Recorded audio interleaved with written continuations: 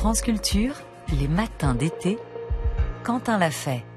On n'a jamais essayé, voilà un argument que l'on entend parfois dans la bouche de celles et ceux qui votent ou songent à voter pour le Rassemblement national. On n'a jamais essayé, ailleurs ils ont essayé. Alors rendons-nous dans 3 pays ce matin, en Hongrie, en Italie et en Argentine, 3 pays où l'extrême droite exerce le pouvoir pour tirer quelques leçons à l'étranger et lorsque cela est possible sur les pratiques politiques et les politiques publiques mises en œuvre par l'extrême droite avec 3 invités. Maricel Rodriguez-Blanco, bonjour. Bonjour. Vous êtes sociologue maîtresse de conférences à l'Université catholique de Paris et spécialiste donc de l'Argentine. Avec nous et à distance, Mathieu Boidron, bonjour. Bonjour. Vous êtes docteur en histoire chargé d'enseignement à Nantes Université. Je remercie France Bleu Nantes de nous permettre d'être connectés avec vous. Et dans ce studio, Gilles Gressiani, bonjour. Bonjour. Vous êtes directeur du Grand Continent qui publie Portrait d'un monde cassé, l'Europe dans l'année des grandes élections sous la direction de Monsieur Dahem Poli et c'est paru aux éditions Gallimard, donc cette année même. Et pour commencer, je voudrais peut-être que l'on définisse ce qu'est l'extrême droite dans chacun de ces 3 pays. On commence avec vous, Gilles Gressiani et l'Italie. En quoi le mouvement de Giorgia Meloni est-il d'extrême droite ? Je dirais d'abord que la chose qui est remarquable, c'est qu'aujourd'hui en Italie, on ne parle pas d'extrême droite pour désigner la coalition de gouvernement. On parle évidemment d'une coalition de centre-droit, de centrodestra. Et cela en fait repose sur une logique de long terme, parce qu'en réalité, le groupe dont est issu Giorgia Meloni est au gouvernement en Italie depuis l'ère Berlusconi. Simplement, quand Berlusconi arrive au pouvoir, pour stabiliser son gouvernement, il s'allie avec deux partis, la Ligue, qui était à l'époque un parti régional plutôt du Nord, et il ouvre, et c'est un peu une rupture historique dans l'histoire de la République, à la force qui était issue du mouvement social italien, et donc d'un mouvement qui était explicitement en lien direct avec la nostalgie du régime fasciste. Et ce mouvement fait une évolution assez profonde, essaye de rompre avec l'antisémitisme, essaye de rompre avec son histoire. Et c'est de cette mouvance qui est issue Meloni. Il y a là un paradoxe, c'est qu'effectivement, il y a une continuité forte, c'est qu'au fond, cette coalition est toujours la même, mais avec un changement de taille, c'est que le parti qui était à la droite du centre-droit est aujourd'hui le parti hégémonique. Donc au fond, on a assisté à quelque chose qui pourrait ressembler en réalité à ce qui se passe aussi en France, c'est que c'est le parti qui est à la droite de la droite qui est aujourd'hui le parti du centre de l'espace politique. Et là, évidemment, il y a des questions qui se posent sur l'orientation de fond. Au fond, effectivement, on le voit, c'est une dynamique européenne possible, que les partis qui étaient des partis centristes de centre-droit pourraient se faire grand remplacer par des mouvements beaucoup plus intenses sur des questions identitaires, beaucoup plus en rupture, et qui sont aujourd'hui peut-être plus à même de naviguer dans un monde cassé et de permettre de promettre une stabilité en rémunérant symboliquement une opinion publique qui est de plus en plus attaquée sur ses valeurs fondamentaux. Mais pour bien comprendre ce que vous dites, Gilles Gressiani, personne aujourd'hui ne qualifie le mouvement de Giorgia Meloni elle-même d'extrême droite en Italie ?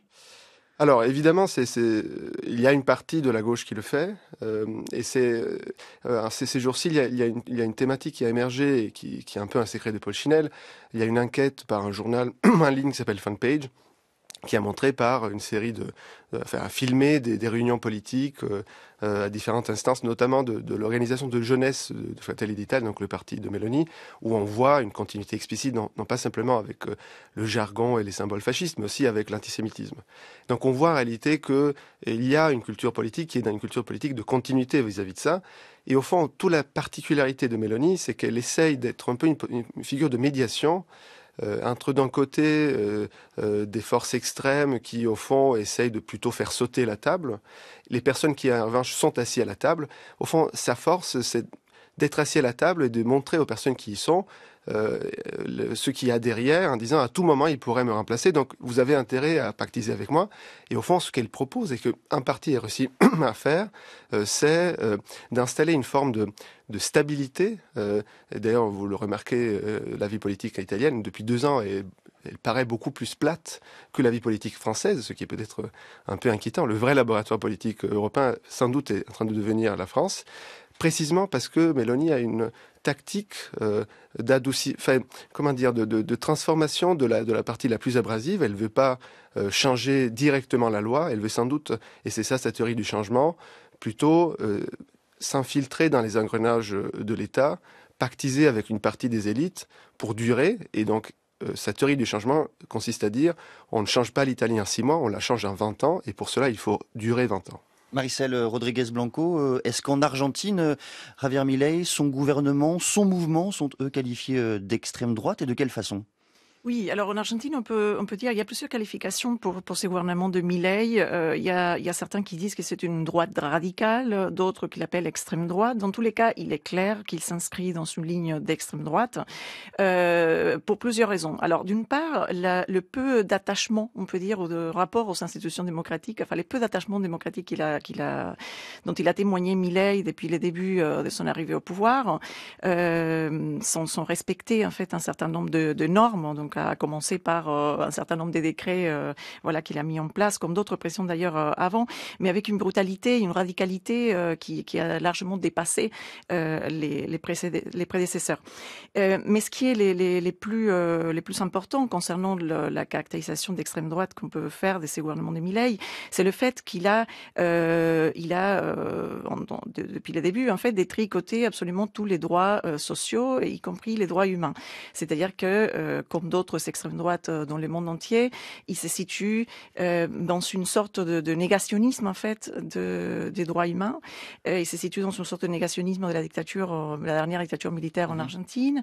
Il met en question même, par exemple, l'existence d'inégalités en termes de genre en fait. Par exemple, les inégalités salariales entre hommes et femmes qui existent en Argentine mais aussi ailleurs.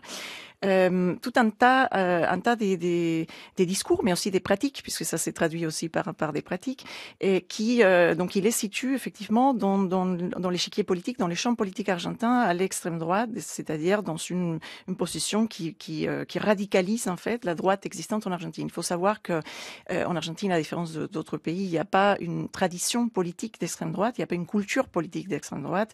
Il y avait une droite traditionnelle, par contre conservatrice, et Milei s'appuie sur cette droite traditionnelle conservatrice qui a gouverné le pays auparavant, et s'appuie même sur une mouvance néoconservatrice qui existe aussi du point de vue de l'électorat. Certes, une partie de l'électorat peut-être se reconnaît pas dans une identité d'extrême droite. Une partie oui, mais non, pas tout l'électorat, ça c'est certain.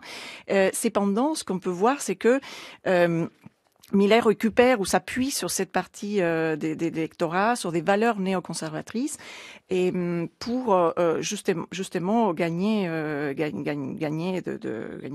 l'électorat, gagner les pouvoirs. Et ce que je voulais dire aussi, c'est que il y a, comme dans d'autres extrêmes droites dans le monde, en France en particulier, mais aussi ailleurs, une sorte d'inversion en fait, d'inversion, on pourrait dire d'inversion idéologique, dans tous les termes. Ce que je veux dire par là, il y a une appropriation d'un certain nombre de concepts, d'un certain nombre des valeurs qui étaient jusque-là des valeurs plutôt à gauche ou plutôt incarnées en fait par des groupes progressistes, des groupes à gauche. Donc Milei va s'approprier et il inverse en fait absolument tous les termes. Par exemple, il va dire la justice sociale n'est pas juste. Les responsables absolument tous les maux sont, par exemple, les responsables du manque au travail sont les chômeurs. Les immigrés sont responsables du racisme, les femmes du sexisme, etc. Donc il inverse absolument tous les termes. Il s'approprie d'une notion d'éthique aussi et de morale qui est particulièrement frappante dans ces gouvernements.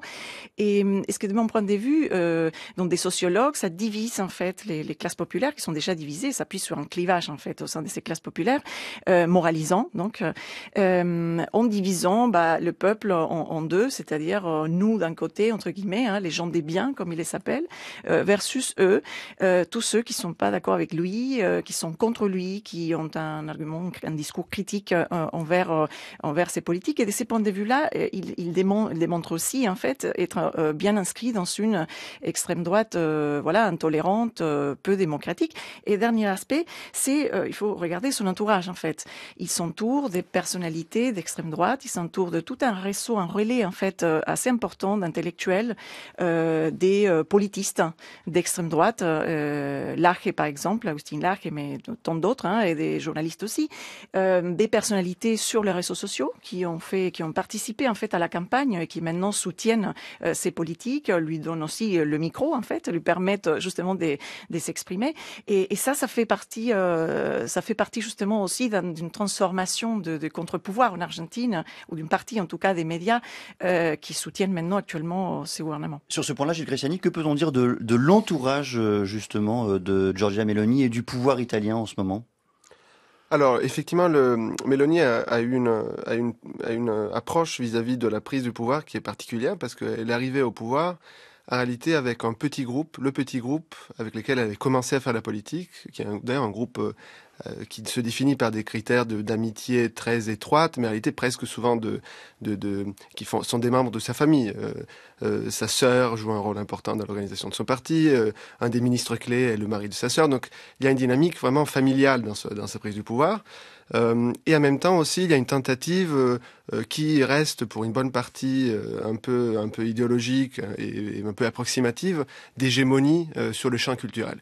Vous savez qu'évidemment, l'Italie avait un peu la tradition, au fond, dans le partage des tâches de la Première République, la démocratie chrétienne faisait à peu près tout, mais la gauche s'occupait de la culture. C'était un peu ça le deal qui était passé. Et donc il y a un peu ce sentiment de revanche qui est très puissant en réalité et qui porte un parti aussi son message, qui consiste à dire, au fond, on en a marre des professeurs, des donneurs de leçons, de cette gauche cette gauche intellectuelle et culturelle. Voilà. Et donc, en même temps, il y a un peu un complexe presque d'infériorité, et donc on se retrouve avec des figures qui essayent de jouer dans le champ culturel un rôle d'hégémonie culturelle, et qui en réalité c'est souvent des figures de deuxième ou troisième catégorie. En fait, un des problèmes structurels de Meloni, c'est qu'elle arrive au pouvoir avec un petit groupe de personnes, et elle ne sait pas, elle ne veut pas ouvrir son parti, et donc en fait, en réalité, il y a très très peu de personnes qui peuvent aujourd'hui être des acteurs présents de sa tentative hégémonique. Et là, il y a une différence fondamentale vis-à-vis de Milei, qui en réalité est plutôt une personne qui aujourd'hui joue un rôle presque de doctrinaire. Enfin, il fait des conférences partout dans le monde, il y a un peu un côté évangélique, d'évangélisation de son message. Chez Meloni, on voit sans doute cette ambition-là, mais qui n'est pas vraiment portée par des moyens conséquents. Mathieu Boidron, on se tourne avec vous en Hongrie, où Orban exerce le pouvoir depuis 2010. Comment est-ce que vous décririez cette extrême droite de Viktor Orban ? S'agissant de la Hongrie, effectivement, le travail intellectuel de qualification du parti d'Orban, le Fidesz, comme un parti d'extrême droite, est sans doute un peu plus compliqué à faire, je pense, parce que à l'origine, le Fidesz est un parti de gouvernement, un parti fondé en 88, parti fondé comme un mouvement de centre-gauche, libéral, anticlérical, et en fait l'évolution du Fidesz, si elle est intervenue très tôt, si elle s'est réorientée dès 93, pour devenir un parti plus conservateur, a longtemps été un parti de centre-droit affilié au PPE, le grand parti de la droite européenne, avec un modèle clairement assumé qui était la CDU allemande. Et donc, et il existe d'ailleurs en Hongrie depuis le début des années 2000 et depuis les années 90 des vrais mouvements et des vrais partis d'extrême droite, qui était d'abord le Jobbik, qui est désormais mis à zinc.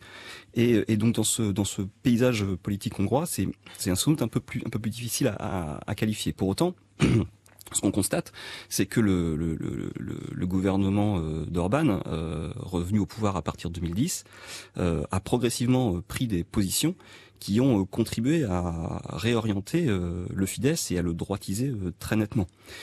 Ça s'explique en fait assez simplement. Ça a toujours été une stratégie politique de Viktor Orban de chasser à droite, entre guillemets, de chercher l'appui politique, de chercher son électorat sur sa droite, parce qu'il a perçu qu'il y avait là un ressort politique important.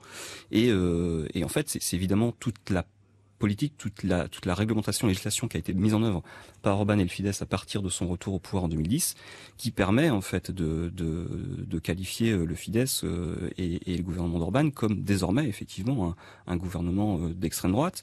S'il fallait chercher peut-être un point de bascule, on pourrait en parler, mais on pourrait le discuter, mais très certainement que la crise migratoire de 2015 et toutes les décisions qui ont été mises en œuvre jusqu'en 2018 ont contribué à sa réorientation très nette.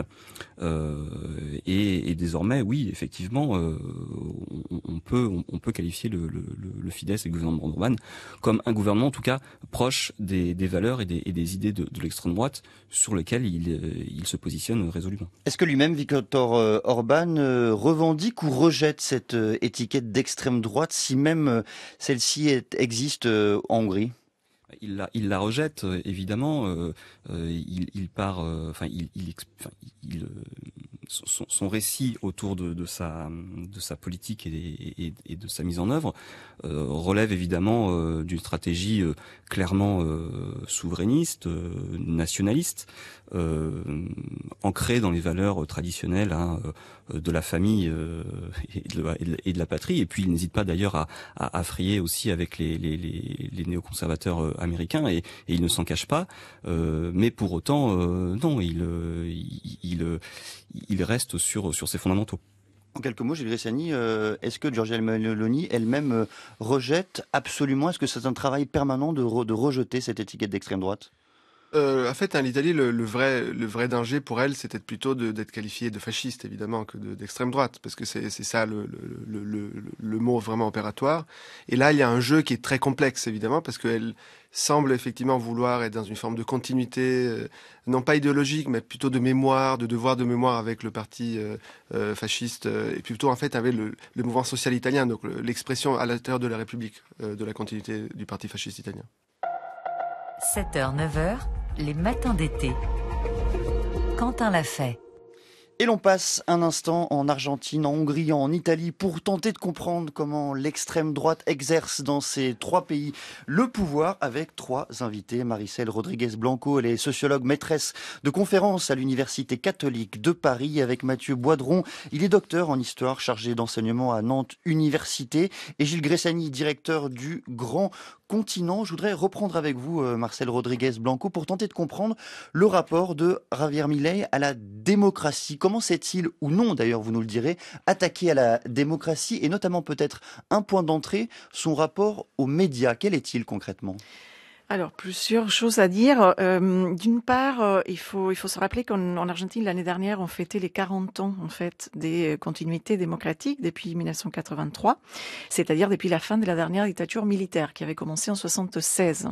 Donc, tout d'abord, ce qu'il faut dire, c'est que Milei a tenu un discours, aussi bien pendant la campagne qu'ensuite, une fois arrivé au pouvoir, contraire aux acquis de la mémoire et au contraire aux politiques de la mémoire qui avaient été mis en place en Argentine à partir des années 2000. Ça, c'est un premier élément qui signe en fait d'une couleur assez préoccupante, je dirais, le rapport de son camp en fait à la démocratie.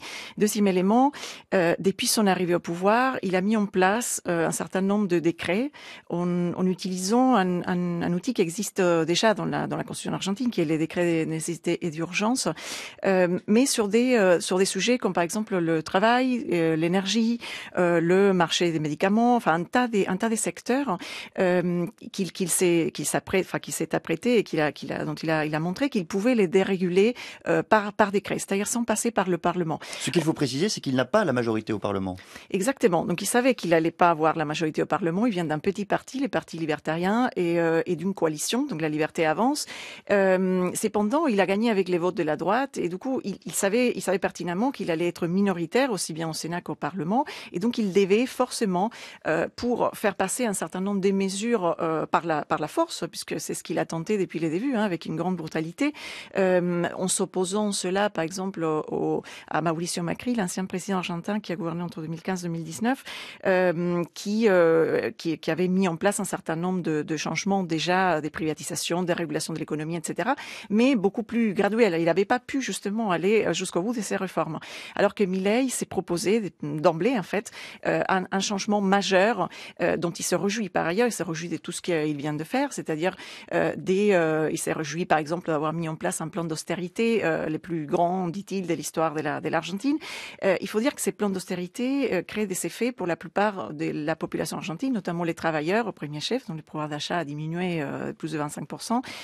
Concernant les retraités, pareil. Donc en affaiblissant des populations déjà vulnérables, il s'attaque notamment aux droits. Et sur les médias plus précisément, comment est-ce qu'il a justement tenté de s'accaparer une partie des médias ? Alors, de plusieurs manières. Et déjà, il a fait une campagne sur les réseaux sociaux, comme on le sait, sur TikTok, sur différents réseaux sociaux. Il a mis en avant, en fait, toute une performance, un style politique, de rockstar, voilà, très brutal, très vulgaire aussi, en fait, qui s'attaquait d'emblée à l'État, aux institutions, voilà. Il a profité aussi, comme je disais, d'un certain nombre de relais, ce qui montre comment il a, comment cet ensemble de relais intellectuels, médiatiques, etc., ont participé de la construction d'un pouvoir en fait, d'un pouvoir politique qui est celui du camp des Milei et de la figure des Milei.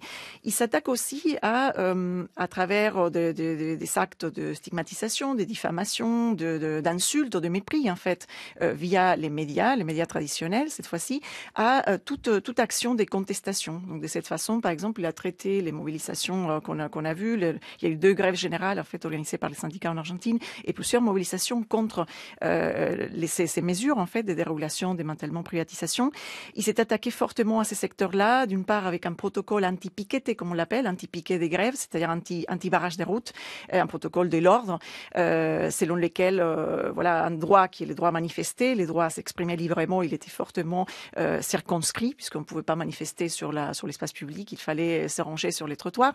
Mais il s'est attaqué plus largement en fait, à toutes les organisations de la société civile, syndicats, associations, etc., en critiquant fortement leur rôle, ce qui est, comme on le sait, c'est un rôle essentiel pour la démocratie. Mathieu Boidron, sur le rapport à la démocratie, toujours, il faut nous parler, nous raconter cette réforme constitutionnelle menée par Viktor Orban en 2011. Oui, effectivement. Donc, dès son retour au pouvoir en avril 2010, Viktor Orban, avec l'appui du Fidesz et du petit parti catholique KDNP, a mis en œuvre, on va dire, une politique de reprise en main de tout un tas de questions qui l'avaient beaucoup préoccupé depuis qu'il avait perdu l'élection de 2002. La première étape, ça a été évidemment la modification de la Constitution dans un sens conservateur.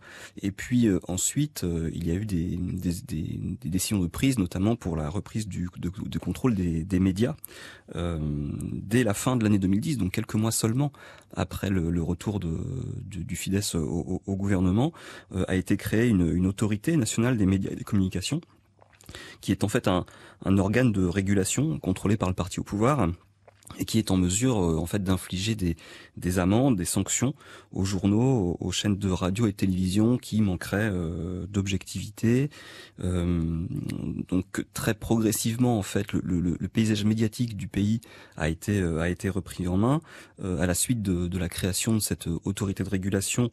Il y a eu des évolutions dans le paysage médiatique, c'est-à-dire que les grands groupes audiovisuels privés ont été repris en main par des entrepreneurs proches du Fidesz, et surtout ce qui a été constaté, c'est que tous les grands médias d'opposition sont passés sous l'éteignoir.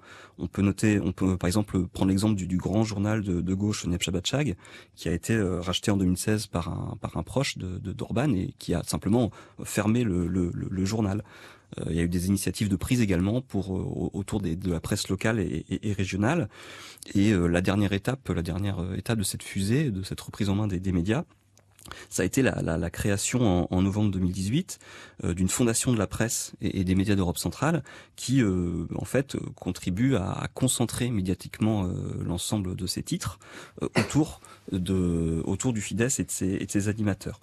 Et des procédures bâillons aussi ont été mises en œuvre, et pas plus tard qu'il y a quelques jours, le média d'investigation hongrois Atlatso a annoncé sur les réseaux sociaux notamment qu'il était visé par une enquête du Bureau de la protection de la souveraineté pour de potentielles ingérences étrangères. En Italie, Gilles Gressani, Giorgia Meloni est actuellement en train de mener une réforme constitutionnelle. De quelle nature est cette réforme ?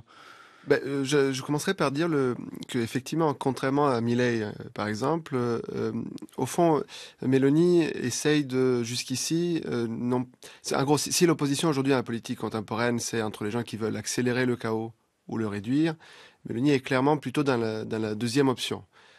Et jusqu'ici, effectivement, elle avait une pratique du pouvoir qui prenait en compte l'état de force qui est celui de la République italienne, où souvent, on a un peu on fait cette erreur de vue de France. On a l'impression que Meloni serait une espèce de président de la République toute puissante avec des grandes marges de manœuvre. En réalité, le poids réel de Meloni et du Palais Chigi, donc du président du Conseil en Italie, est assez limité. Est limité par un cadre institutionnel dans lequel le Parlement reste le seul acteur central. Et évidemment aussi avec un rôle d'arbitre qui peut parfois aussi jouer d'une façon assez dure, qui est celui du président de la République. Donc, au fond, Mélanie s'est inscrite dans ce cadre-là, dans ce contexte, contrairement à tous les autres grands leaders de la phase politique précédente, les 10 années de la colère et de la rage qui vont de la fin de la crise économique avec Monti jusqu'à Draghi. Au fond, elle arrive avec un projet assez modeste. Elle propose pas, sa promesse, c'est pas de changer le système, c'est pas d'arriver à Rome avec un mandat très fort et en 6 mois tout bouleverser, tout réformer. C'est plutôt en réalité, encore une fois, une promesse d'apaisement. Au fond, il s'agit d'accompagner une société qui vieillit, qui se déclasse, non pas chevaucher le tigre pour tout changer, mais essayer, au fond, quelque part, de le caresser. Est-ce que ça veut dire en quelque sorte que, parce que c'est un reproche que l'on peut parfois adresser à certains partis d'extrême droite, que Giorgia Meloni tente par ailleurs d'avancer masquée? Je pense qu'il y a un moment de bascule, sans doute en ce moment d'ailleurs. Justement, vous le rappeliez avec ces grandes réformes constitutionnelles, on voit au fond qu'elle arrive peut-être au bout d'un cycle.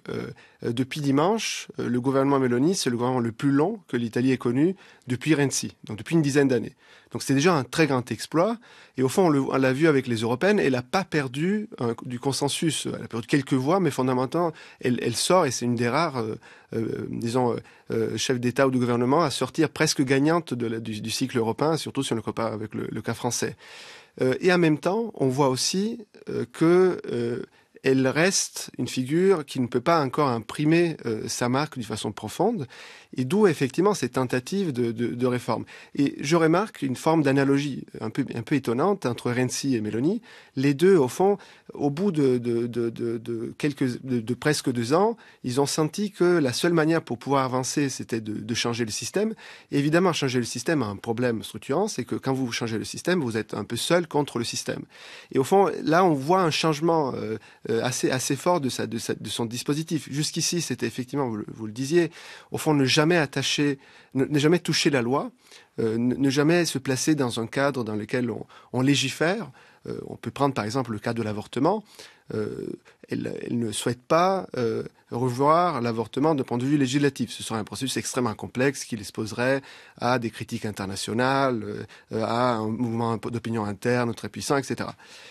Mais si vous voulez toucher ça, comment vous faites de façon concrète? Eh bien, simplement, il suffit d'enlever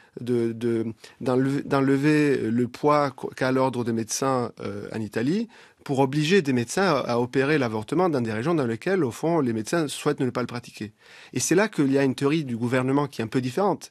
Ne pas changer d'une façon explicite les règles démocratiques, mais essayer d'affaiblir les contre-pouvoirs et le système démocratique. Au fond, enlever la dimension libérale de la dimension démocratique et donner à la majorité une forme de presque tyrannie et dictature de ce qui est possible de faire dans ce cadre d'une démocratie hyper majoritaire. C'est intéressant, Maricel Rodriguez Blanco. De ce point de vue-là, Javier Milei est dans une démarche beaucoup plus franche, beaucoup plus directe, beaucoup plus brutale également.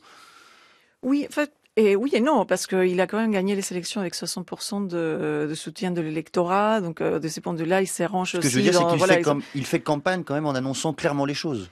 Il a annoncé un certain nombre de changements. Alors, ce qui est certain, comme je disais, c'est que ces changements, il souhaitait que ce soit des changements brutaux, enfin pas graduels du tout. Il avait dit qu'il allait dollariser le pays. Il a finalement pas fait, puisqu'il ne peut pas le faire. Il n'y a pas suffisamment de réserves.